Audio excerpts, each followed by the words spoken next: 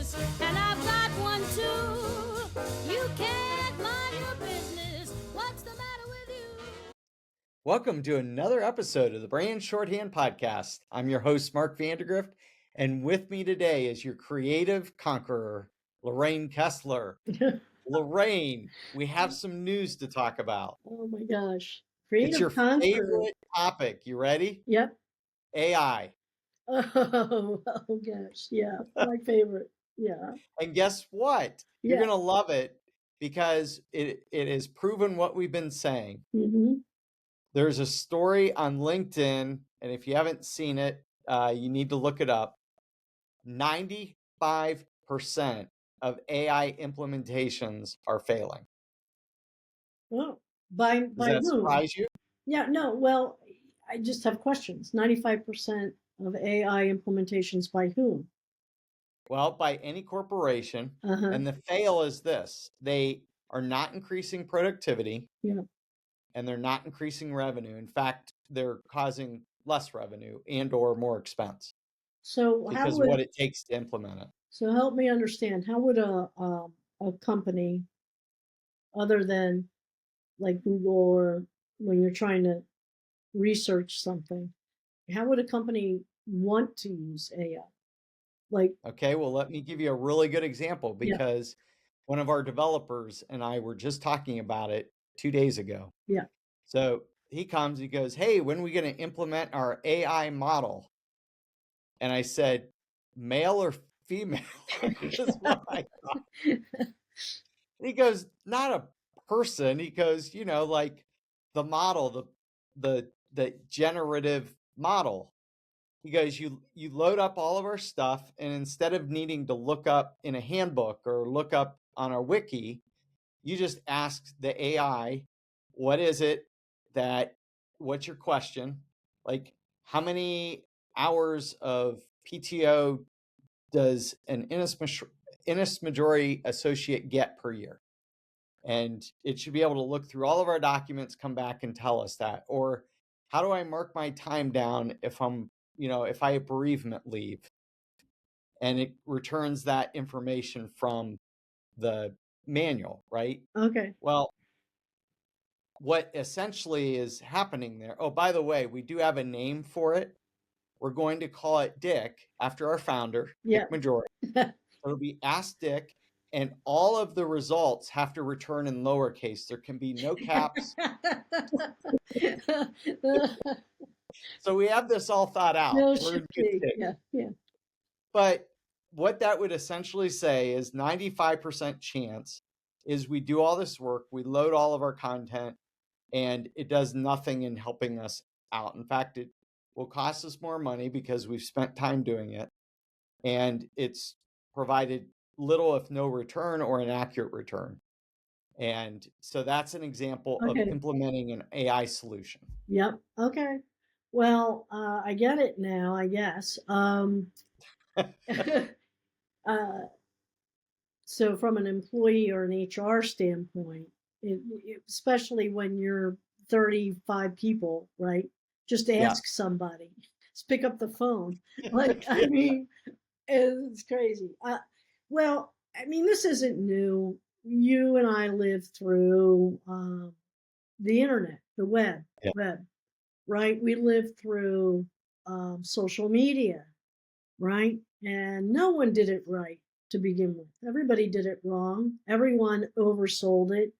And, it's nothing new. Some people can research this through AI, but new technology has a very long learning curve.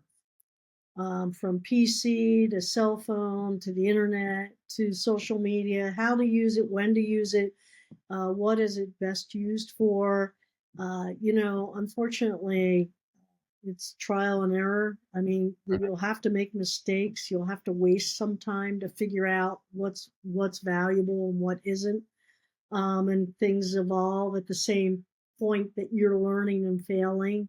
So I'm not surprised at all. And the more specialized and the newer the technology, typically, what we find is doing it yourself is not a good idea, right? There tends to be early experts in these fields. So we saw companies who would say, well, my daughter can build a website, right? And my son-in-law can do social media. That doesn't mean they're doing it well or doing it right or have the best knowledge to build on.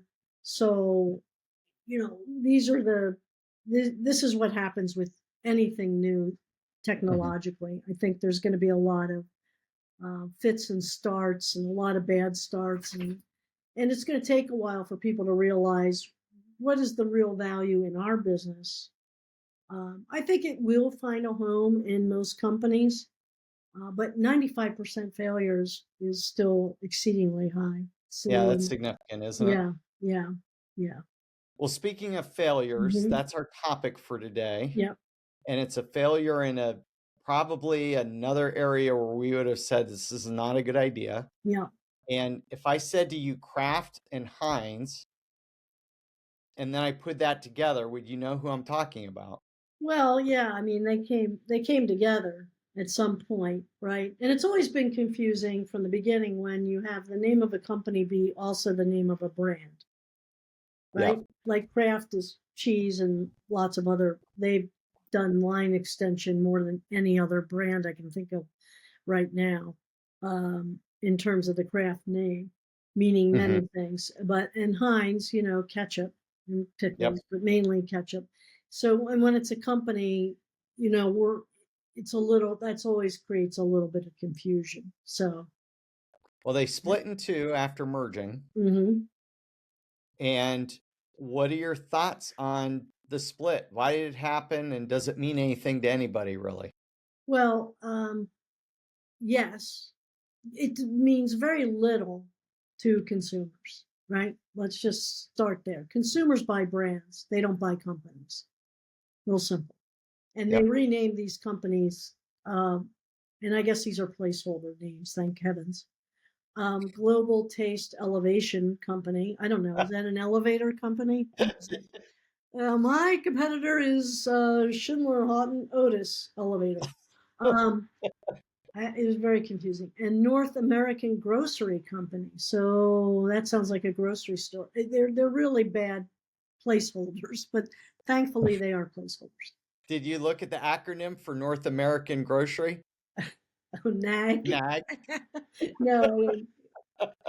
Oh my God. Yeah. I work for NAG. I work for NAG. Okay.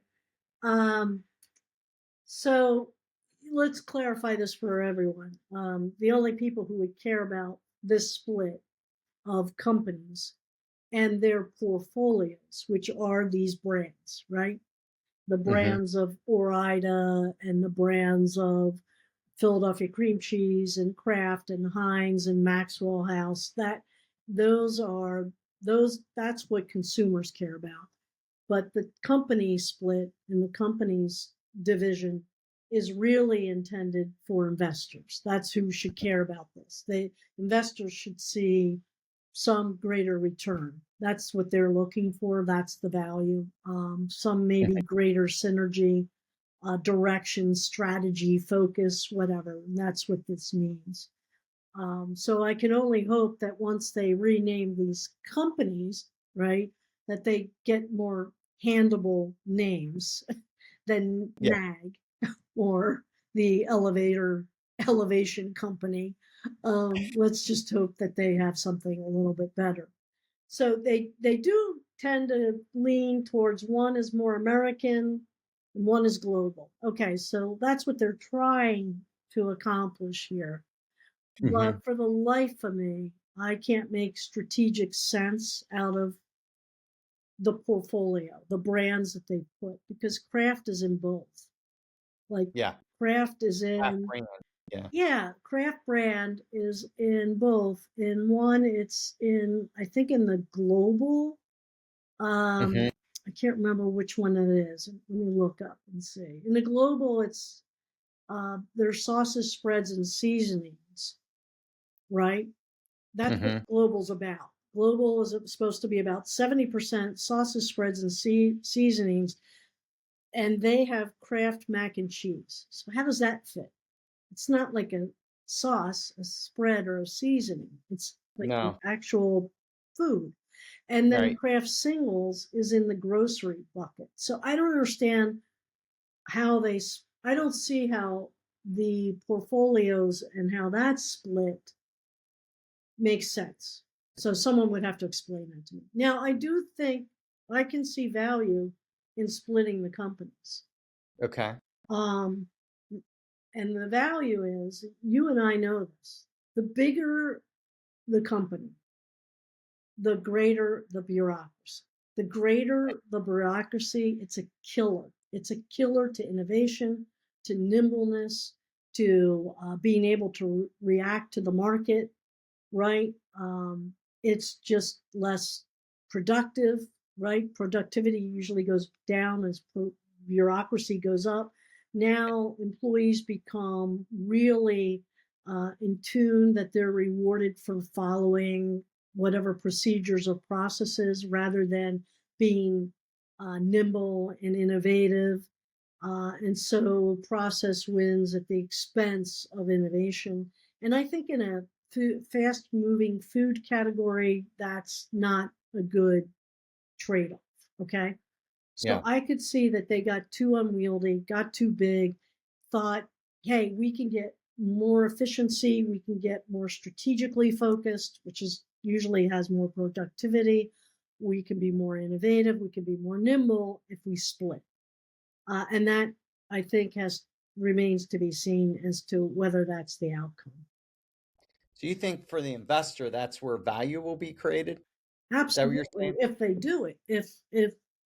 Yeah. If the I just seeing it cursory what brands they put with what operations. They'll have two different presidents, two different operating systems. You know, never the twain will meet. They've diversified there in terms of that. um, the proof has to be shown. I mean, if the decision maker gets, if decision making gets closer to the customer, and by customer I mean both um, the business to business customer, the grocery stores who buy the products, you know, those purchasing agents, and the consumer, then typically you're going to have greater ROI, higher margins, you know, so you'll have more alignment in the portfolio in terms of what brands should be funded, what brands are cash cow, how you assign roles to different brands in the portfolio.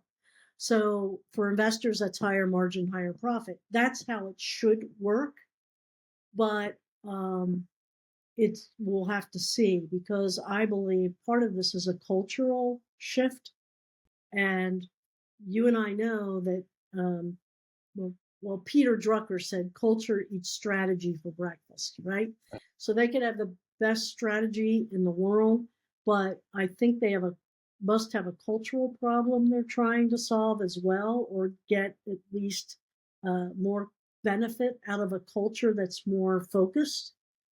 And if that happens, it should prove valuable for investors. Well, the only thing that I can make sense of is it had more to do with the distribution strategy. Mm-hmm. Because how else would you have Kraft, for instance, in both companies as a brand? Yeah. Because value is always created on the goodwill of the brand. So, like we always say, half of Coke's market capitalization is the goodwill of their brand, right? Right. What we call their brand equity, Right. right? Okay. Well, I've now taken Kraft and thrown it in both companies. Right. So I don't think they're doing it for the brand equity of the brand Kraft. Right. And I don't think, I mean, you're talking about becoming more nimble. Yeah. So if I'm more nimble, I automatically, my mind goes to distribution. Okay. That maybe one company's taking one half of the grocery store and the other company's taking the other half of the grocery store. And it has everything to do with what truck your goods arrive in. I mean, is there any other logic to what's going on with this? I'm looking at the portfolio now, and I really I can't make I don't know why Heinz is global other than its distribution is global. Okay, right? It's Okay. Heinz is sold everywhere. So Right. But Kraft Mac and Cheese, that's a product line. So, Well, and it's only sold in the US. We tried to get Kraft Mac and Cheese abroad and you can't get it. well, now it's in the global portfolio. And Well, they must be introducing it globally because yeah, 4 years ago when my daughter was in Germany, you yeah. could not order it from any of the European Amazon sites, for instance. Yeah, you see, I guess, it doesn't, if I was like, they have, for example, in North America, they have Kraft Singles, Oscar Mayer, Lunchables, Capri Sun, Maxwell. I mean, That's all global? no, that's North American.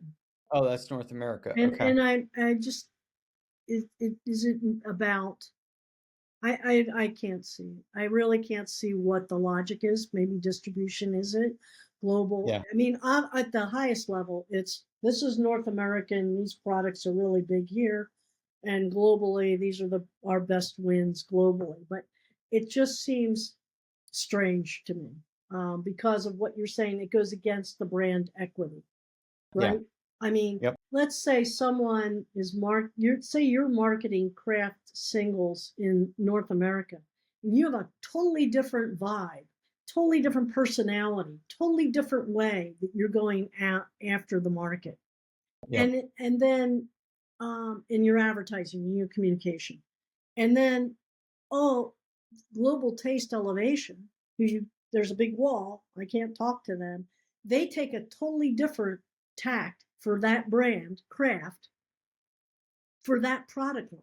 That's maybe totally not in sync, in fact, contradictory in tone and personality and feeling, in brand, in the whole brand. Brands have personalities. Mhm. But now you have no control of that. So what's a Kraft? It's even worse, right? I don't know how they're going to make that work. I really Yeah. don't. I think it's I think the problem isn't splitting the companies into smaller, more nimble enterprises, if you will. I think the problem is the portfolio and how they've divided. Brand rationalization. It still seems to be a mystery to so many companies. Yeah.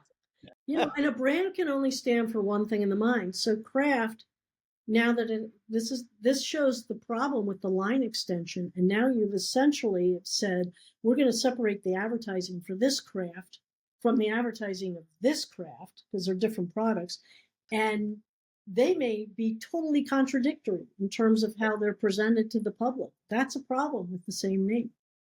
Yeah. Well, we typically, like you said, we recommend the split just for many reasons. And recently Kellogg's and Johnson have done it. Why do you think we're seeing this trend of bigger companies splitting right now?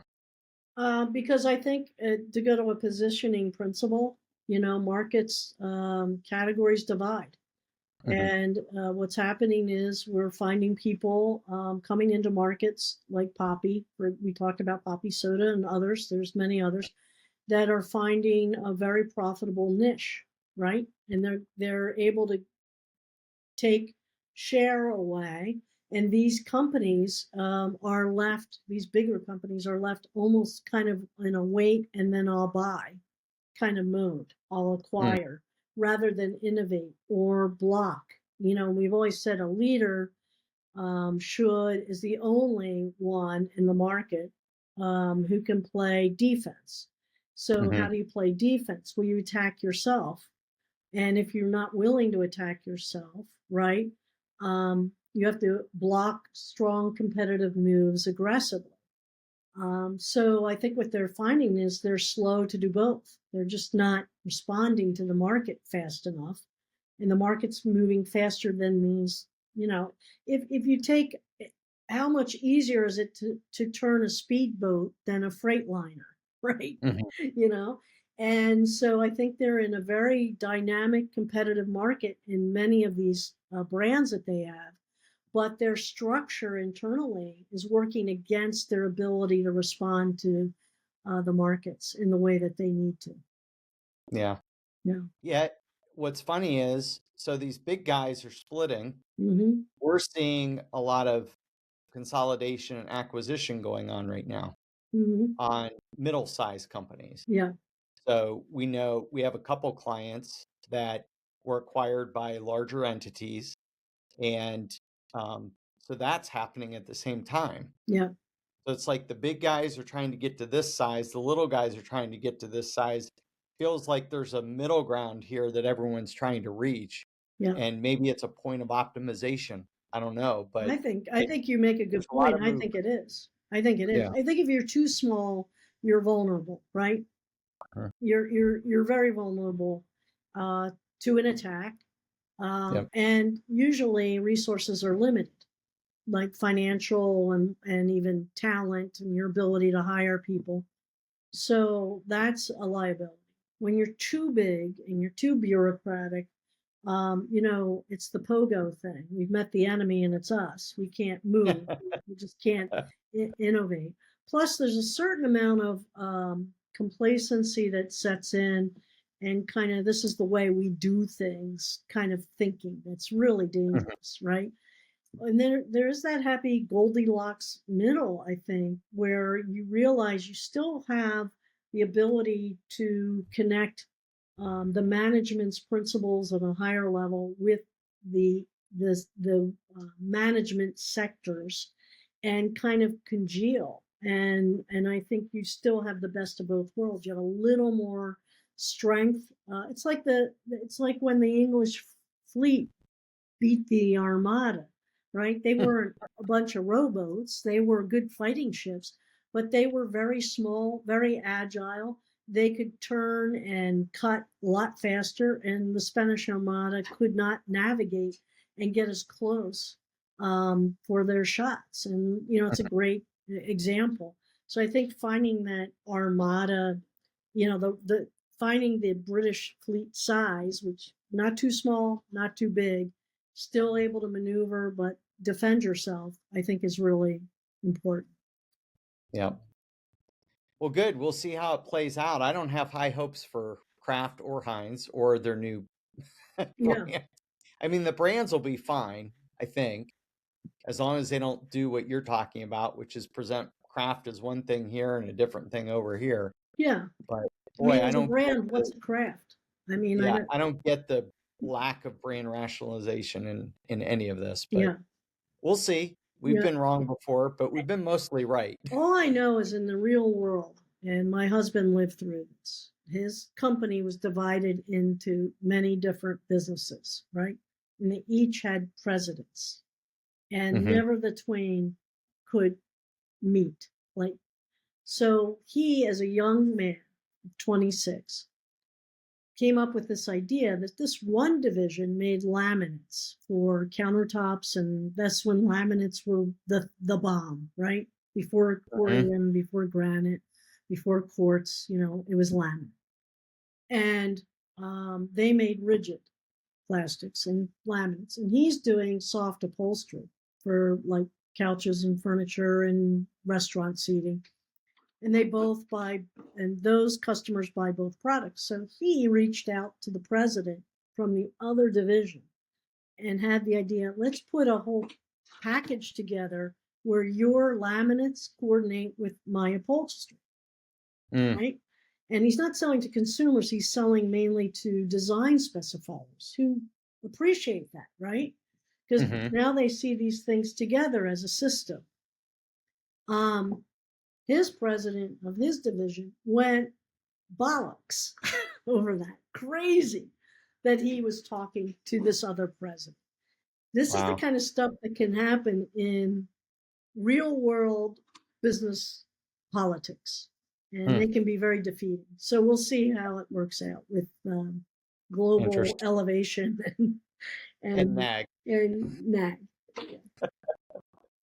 Good. Well, let's wrap up today's episode of the Brain Shorthand Podcast. Thank you, Lorraine, for joining us, and for our listeners for tuning in this week. Yeah. Don't forget to like, subscribe, and share with your friends, and hit that subscribe button. Until next time, have an amazing day. Ain't nobody's business but my own. You say you are